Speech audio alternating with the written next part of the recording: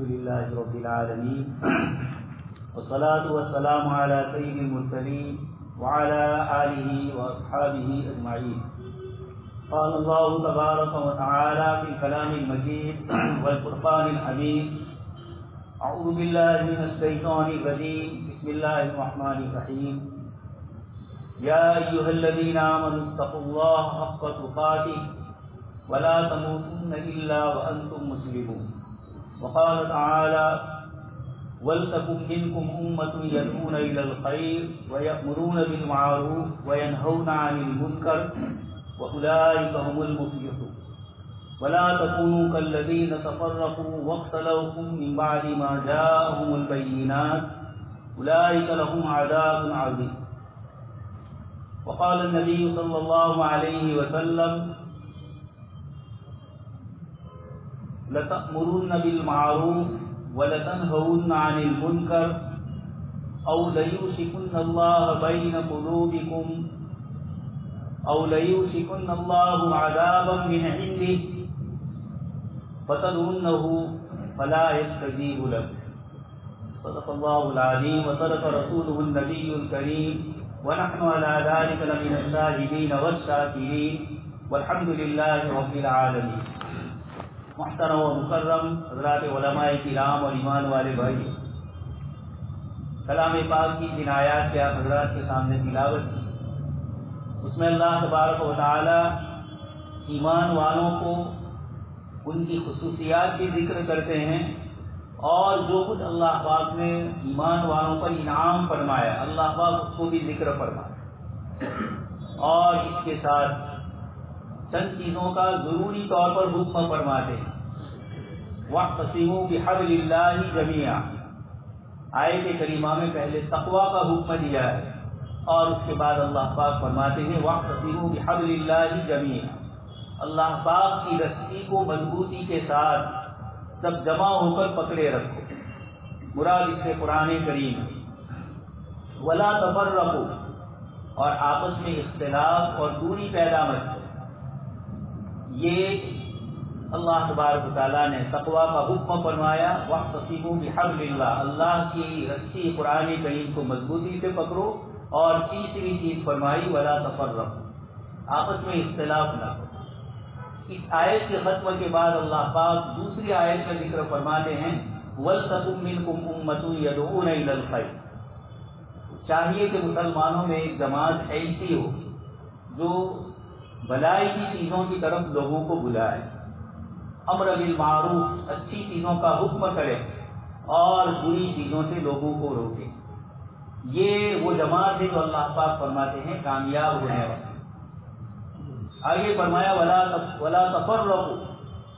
آپس میں اختلاف نہ کرو. ولا تکونوا کالذین تفرقوا. جن لوگوں نے اس طریقے سے کیا، مراد اس سے یہود اور نصارہ ہے، جنہوں نے آپس میں اختلاف کیا، تو اللہ تبارک و تعالیٰ کا ان پر سخت عذاب نازل ہونے کا اللہ پاک نے حکم فرمایا.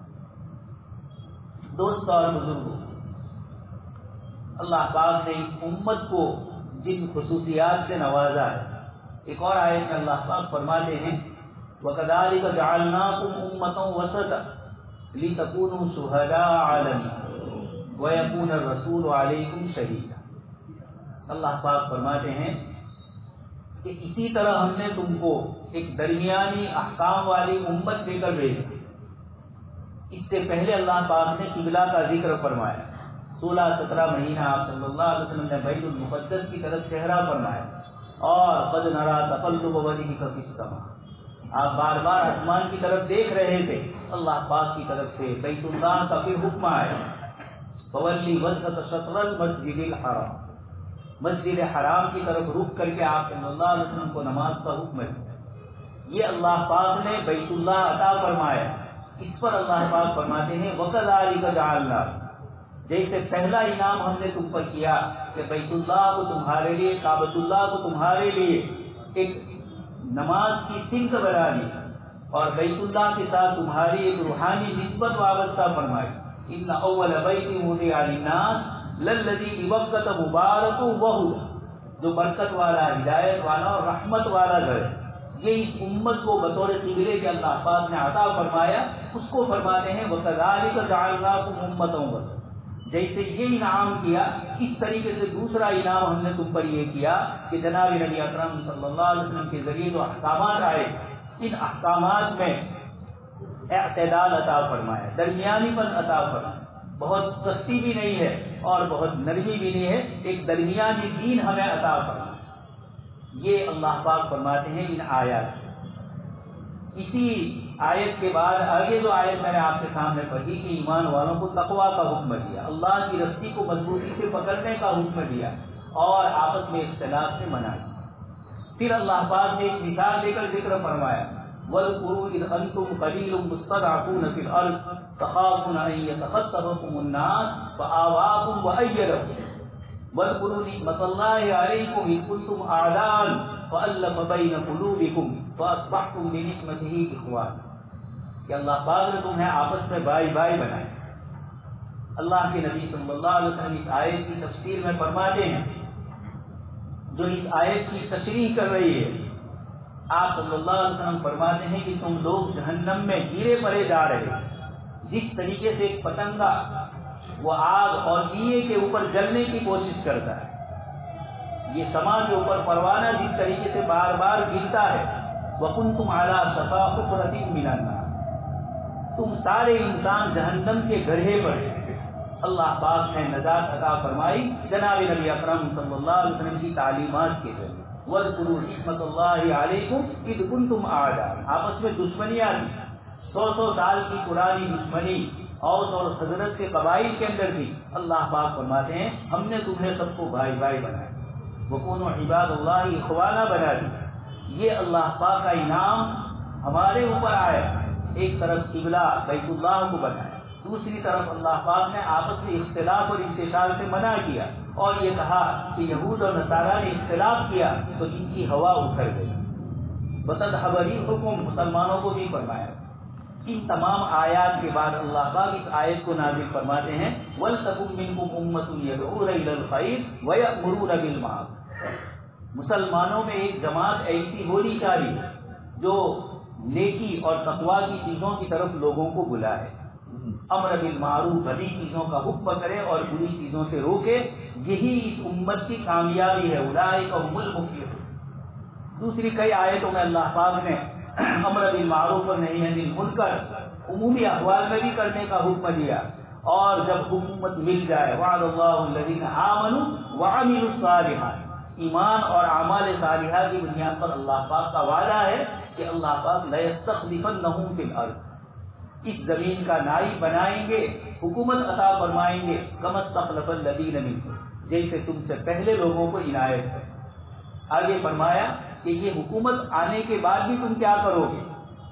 آگے اللہ پاک نے فرمایا یأمرون بالمعروف وینہون عن المنکر، اچھی چیزوں کا لوگوں کو حکم دیں گے، لوگوں کو سمجھائیں گے اور بری چیزوں سے لوگوں کو روکیں۔ چھوٹی سی سورت سورہ والعصر، اللہ پاک نے اس میں بھی سارے انسانوں کو خسارہ نقصان اٹھانے والا بتایا، مگر 4 صفات والے آدمیوں کو اللہ پاک نے کامیاب فرمایا۔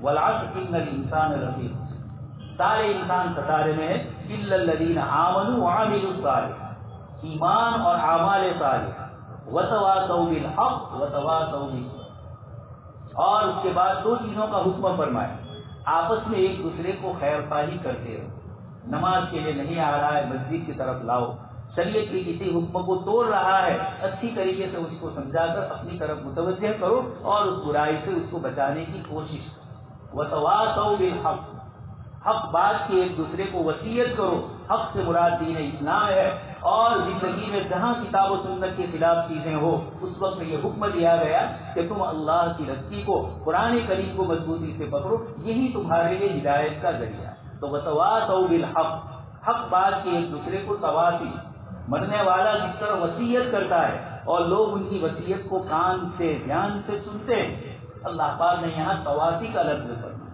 ایک دوسرے کو وصیت کرو، گویا یہ اتنا تاکیدی حکم ہے جس طریقے سے ایک مرنے والے کی آخری وصیت کو اور آخری کلمات کو لوگ برا سمجھیں۔ وتواصوا بالصبر، جب حق بات کی لوگوں کو دعوت دو گے، تلقین کرو گے تو کچھ حالات آئیں گے، ان حالات پر صبر سے کام لینا ہے، خود بھی اور اپنے ساتھیوں کو بھی صبر کی تلقین کرنی۔ وتواصوا، ایک دوسرے کو وصیت کرو، کبھی ایک پریشان ہوگا تو دوسرا آرام سے ہوگا، کبھی دوسرا پریشان ہوگا تو یہ آرام سے ہوگا۔ تو آپس میں ساتھیوں کو حق بات کی تلقین کرنے کے بعد اس کے جو نتائج آئیں گے، لوگوں کی طرف سے رکاوٹیں آئے گی، اس رکاوٹوں کو صبر کے ساتھ خود بھی رہو، اور دوسرے ساتھی جو مایوس ہو رہے ہوں ان کو بھی کہا جائے کہ وتواصوا بالصبر۔ اللہ پاک نے صبر کا حکم دیا، آپس میں ایک دوسرے کو صبر کی تلقین۔ صحابہ کرام پریشان تھے مکہ مکرمہ، اللہ کے نبی صلی اللہ علیہ وسلم کے پاس آتے تھے اور آپ صلی اللہ علیہ وسلم ان کو صبر کی تلقین فرمائے، اور پھر آپ صلی اللہ علیہ وسلم نے فرمایا پچھلی امتوں پر ایسی سختی آئی کہ آرے سے چیرا گیا، لیکن اس کے باوجود ان لوگوں نے آج تک نہیں، اللہ کے دین کے لیے قربانی۔ یہ قرآن کریم کی آیات بتلاتی ہے ان بنیادی چیزوں میں کہ جب ہم تقوی اختیار کریں گے، جب ہم اللہ کی رسی کو مضبوطی سے پکڑیں گے، اور جب آپس میں اختلاف اور انتشار نہیں ہوگا، اور کب نہیں ہوگا اس کے لیے اللہ پاک نے ایک نظام بنایا، وَلْتَكُن مِّنكُمْ أُمَّةٌ يَدْعُونَ إِلَى الْخَيْرِ، جو برائی کو پھیلانے والے ان کو روکا جائے، جو اچھی چیزیں کر رہے ہیں ان کو اور اچھی چیزوں کی طرف تلقین اور دعوت دی جائے۔ وَلْتَكُن مِّنكُمْ أُمَّةٌ يَدْعُونَ إِلَى الْخَيْرِ، پہلے تو خیر فرمائے، سامنے والا کوئی کام کرتا ہو یا نہ کرتا ہو اس کو اچھی باتوں کی تلقین کی جائے۔ یہ خیر کا لفظ آیت میں ذکر فرمایا، جو کچھ دنیا کے اندر بھلائی اور خیر ہے دنیا اور آخرت کی، اس خیر کے لیے ہمیں یہ حکم دیا کہ ایک دوسرے کو وصیت اس کی کرو اور ایک دوسرے کو نصیحت کرو۔ دوست اور بزرگوں، یہ قرآن کریم نے بتلایا ایمان والوں میں اطمینان اور سکون کی زندگی کب آئے گی؟ ایمان اور اعمال صالحہ کی بنیاد پر۔ من عمل صالحا منکم من ذکر او انثی وهو مؤمن فلنحیینہ حیاۃ طیبہ، اس کو پاکیزہ زندگی عطا فرمائی جائے گی۔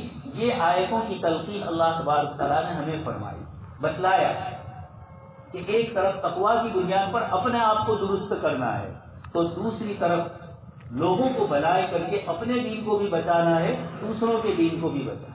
اور یہ جعلناکم امۃ وسط، یہ امت کو اللہ پاک نے گواہ بنایا۔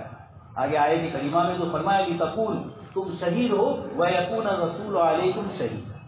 حضرات مفسرین فرماتے ہیں کہ قیامت کے دن جب انبیاء کرام علیہ السلام اپنی دعوت کا ذکر کریں گے کہ ہم نے اپنی قوم کو دعوت، تو قوم یہ کہے گی کہ مَا جَاءَنَا مِن بَشِيرٍ وَلَا نَذِيرٍ، ہمارے پاس تو کوئی ڈرانے والے نہیں۔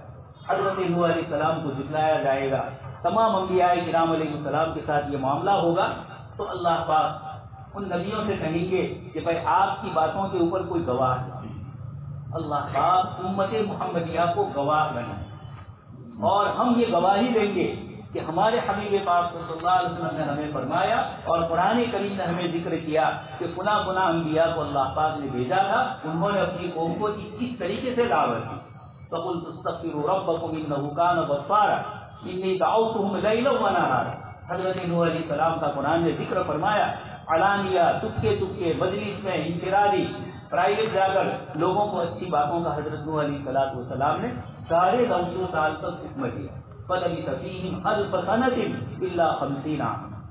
یہ حضرت نوح علیہ السلام اور دیگر تمام انبیاء کرام علیہ السلام کی جب یہ امت محمدیہ گواہی دے گی تو یہ کہا جائے گا کہ تم تو اس زمانے میں تھے نہیں، پھر تم ان نبیوں کی گواہی کیسے دیتے ہو؟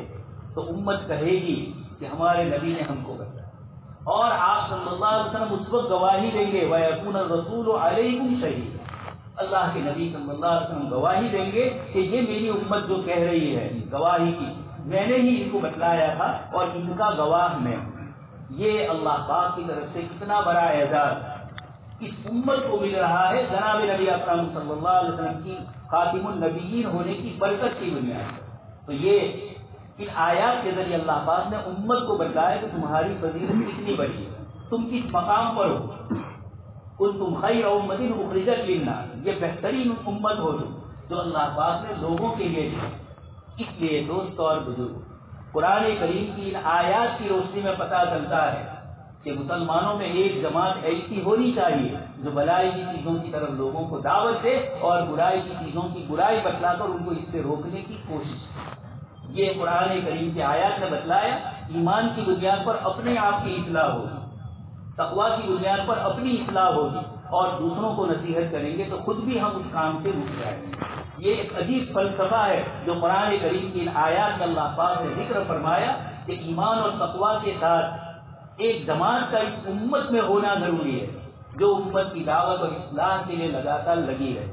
ایک طرف تو اللہ پاک نے انتظام فرمایا ہر صدی پر میں یجدد دینہ، ایک مجدد پیدا ہوتے ہیں جو اللہ کے دین کے اندر تجدید کر کے امت کو اس زمانے کے حالات کے مطابق رہنمائی کرے۔ یہ 1400 سالہ تاریخ میں آتے رہے۔ اور دوسری طرف اللہ پاک نے اس آیت میں ایک جماعت کا حکم فرمایا کہ ایک جماعت ہونی چاہیے۔ یہ ہر زمانے میں رہی، انبیاء کرام علیہ السلام نے بھی دعوت دی اور ان کے بعد والے دنیا میں بھی اللہ پاک نے اس دعوت کو چلایا۔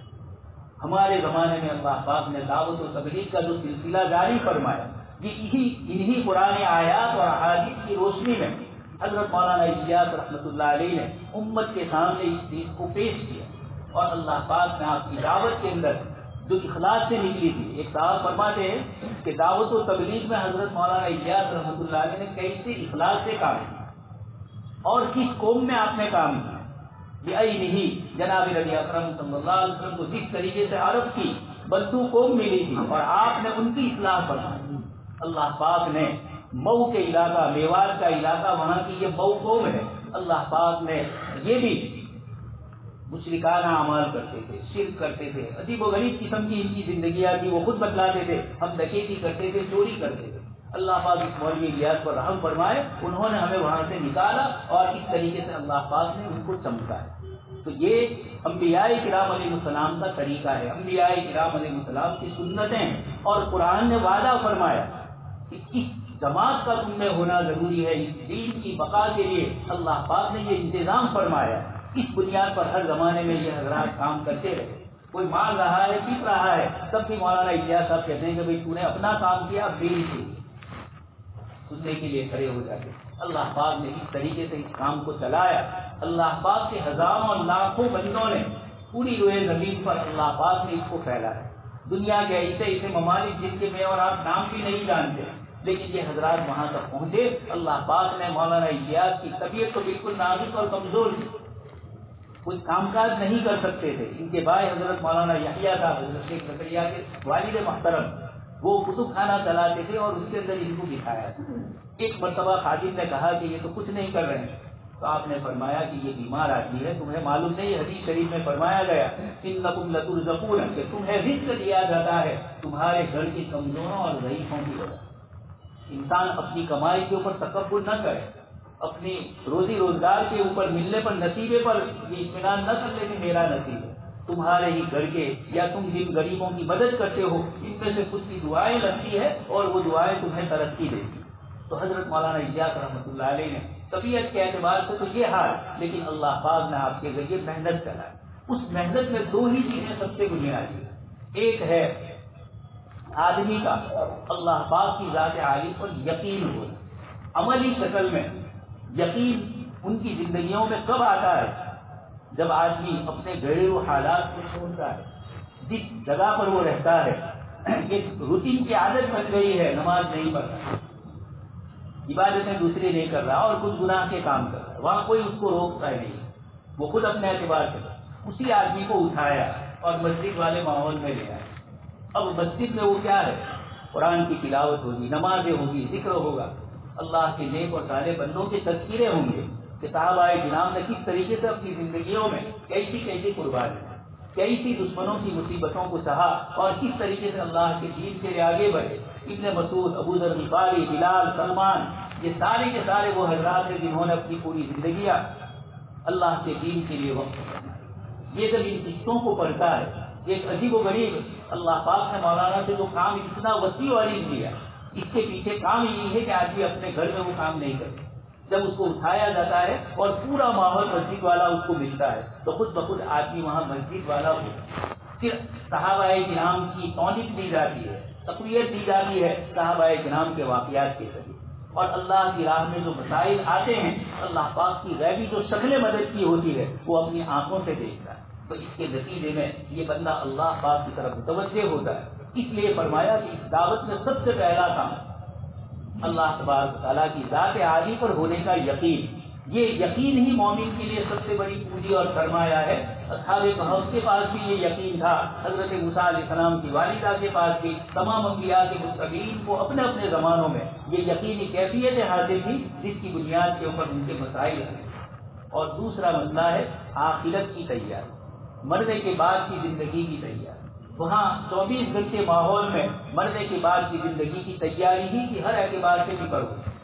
جب ایک آدمی ایک بڑی مدت تک اپنا گھر چھوڑ کر مسجد والے ماحول میں 24 گھنٹے رہتا ہے، جب اس کے بعد وہ باہر نکلتا ہے پھر اس کو اور نمازوں کے ذریعے تقویت ملتی رہتی ہے، تو یہ آدمی اس کے بگڑنے کے چانسز بہت کم ہیں۔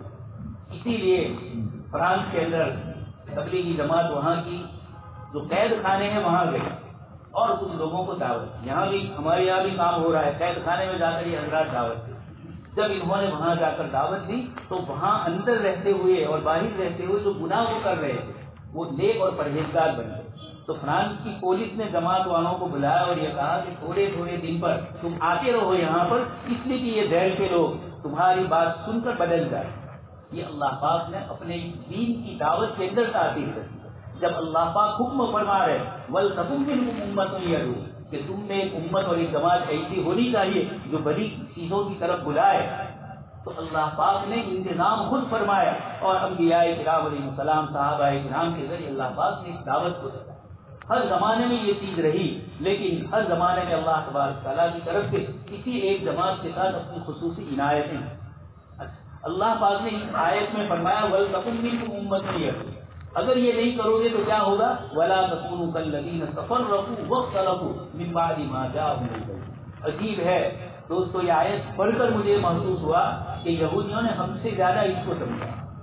انٹرنیشنل طور پر جو حالات دعوت و تبلیغ کے خلاف چل رہے ہیں وہ سمجھ چکے ہیں کہ قرآن میں وعدہ ہے کہ جب یہ امت خیر کی طرف بلاتی رہے گی تو یہ خیر پر رہے گی، کامیابی پر رہے گی، اور ان کو الگ کرنا ہے تو اس دعوت والے کام سے الگ کر دو۔ تو پھر جس طریقے سے جنگل کے اندر ایک جانور کو شیر ادھر ادھر کرتے ہوئے سائڈ پر لے جاتا ہے اور پھر اچانک حملہ کرتا ہے، تو یہ ایمان والوں پر بھی حملے سے بچانے والی یہ سب سے بڑی، اس کی زندہ مثال مسلم یونیورسٹی علی گڑھ میں جو تعلیم دی جاتی ہے اور جو لوگ پڑھتے ہیں وہ انگریزی تعلیم، اور اس کے اندر یوروپ کی نقالی کرنے کے علاوہ اور کچھ نہیں۔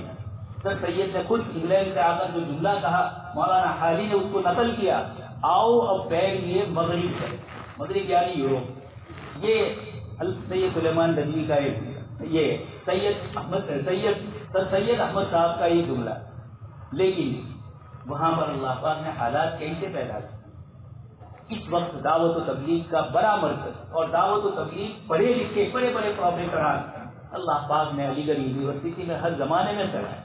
ایک مولانا وحید الدین خان صاحب ہے، وہ کہتے ہیں کہ میں پہلے مرکز کے تنظیم رہا، اس کے بعد میں علی گڑھ یونیورسٹی میں وہ وہاں کورس کر رہے تھے، میں وہاں گیا، میں نے دیکھا کہ طلبہ امتحان، اسکول کا کالج کا جو امتحان ہوتا ہے وہ امتحان دینے سے پہلے مسجد میں آتے ہیں اور 2 رکعت پڑھ کے اللہ پاک سے الہا و جاری کرتے۔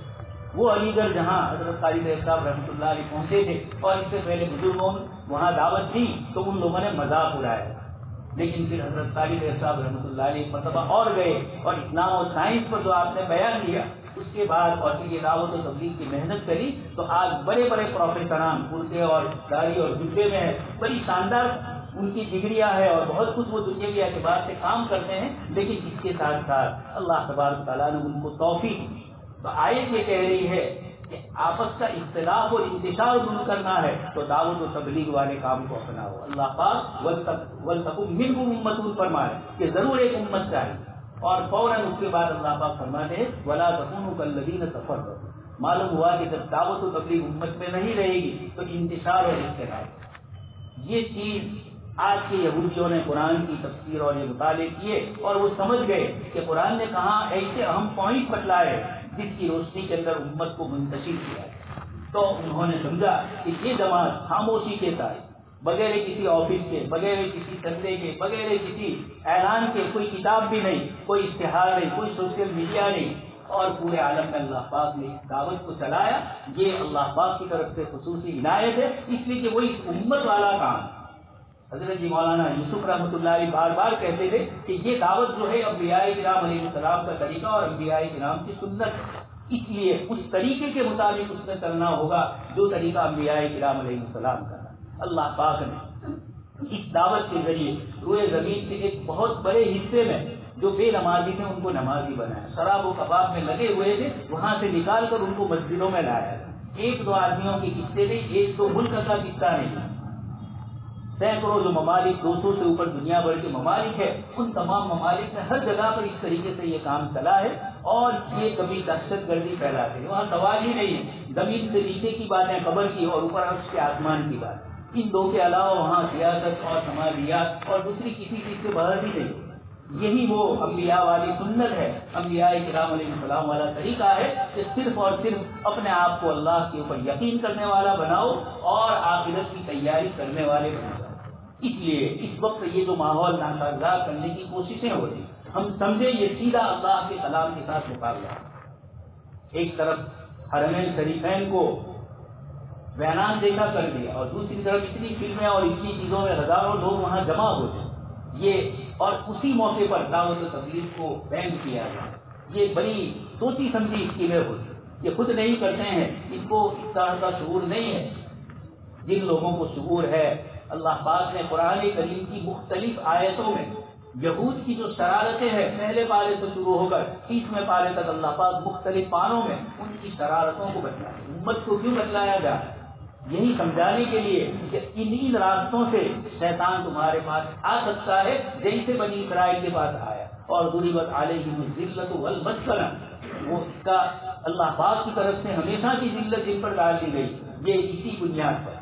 اسی لیے ایک اور آیت میں اللہ پاک نے فرمایا کہ لعن الذین کفروا من بنی اسرائیل علی لسان داؤد وعیسی ابن مریم کانوا لا یتناہون عن منکر فعلوہ لبئس ما کانوا یفعلون، کہ حضرت داؤد علیہ السلام، حضرت عیسیٰ علیہ السلام کی زبانی اللہ پاک نے ان لوگوں کو اپنی رحمت سے دور کرنے کا فرمایا جنہوں نے اللہ کے دین کی باتیں دوسروں تک نہیں پہنچی، برائیوں سے لوگوں کو نہیں روکا۔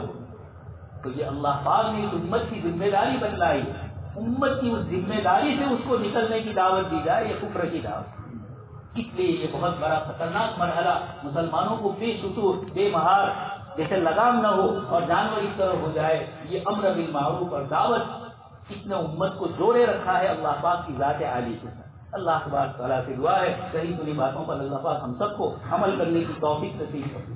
ایک اعلان ہے دوستو، ہر جمعہ کو سب درست کرنے کے لیے ہم آواز سنتے اور نیچے مسجد کے باہر نیچے اتر کر بھی اللہ کے دین کے لیے مسجد کی آمدنی کے لیے اعلان کرنے والے ہمارے حاجی شکیر بھائی شدید بیمار، ہر جمعہ کو ہم ان کی آواز سنتے تھے۔ اللہ تبارک تعالیٰ کے یہ بندہ جو اخلاص کے ساتھ برسوں سے 20-25 سال تو میں نے ان کو دیکھا، یہاں کتنے سال پہلے سے وہ اس مسجد میں نیچے کھڑے رہتے ہیں اور جھولی ہاتھ پہ لے کر اللہ کے دین کے لیے ہم سے بھیک مانگتے۔ چندے میں آدمی بندہ بنتا ہے اللہ کا، ہر قسم کی ذلت اور رسوائی برداشت کرتا ہے۔ یہ چیزیں اللہ کے اس بندے کو اللہ نے عنایت فرمائی، وہ آج ہمارے بھائی بیمار ہے، یہاں ہاسپٹل میں ہے، دعا کیجیے کہ اللہ تبارک تعالیٰ ایسے مسجد کے کھوتے کو اللہ تبارک تعالیٰ شفائے کامل عاجلہ مستمرہ سے نوازے، اور بھی امت میں جتنے بیمار پریشان ہر قسم کے جو لوگ ہیں اللہ پاک سب کو چین سکون اور عافیت نصیب فرمائے۔ آمین وآخر دعوانا۔